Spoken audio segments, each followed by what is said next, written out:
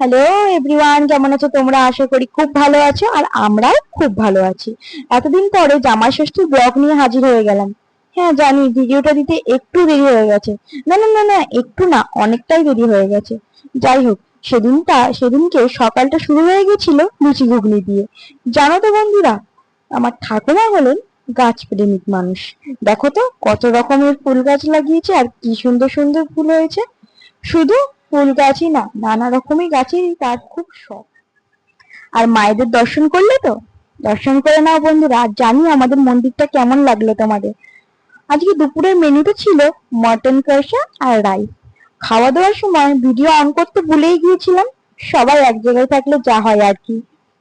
এত কিছুর মধ্যেও যা গরম পড়েছিল, একদম সহ্য হচ্ছিল না। তাই সন্ধ্যাবেলায় সবাই মিলে চলে গিয়েছিলাম ছাদে। আর বন্ধুরা, এখানে যে কি সুন্দর হাওয়া দিচ্ছিল কি বলবো তোমাদের। আমি দেখাবার চেষ্টাও করেছিলাম, কিন্তু অন্ধকারে কতটা বুঝতে পারছো জানি না, কিন্তু সেই মজা লাগছিল।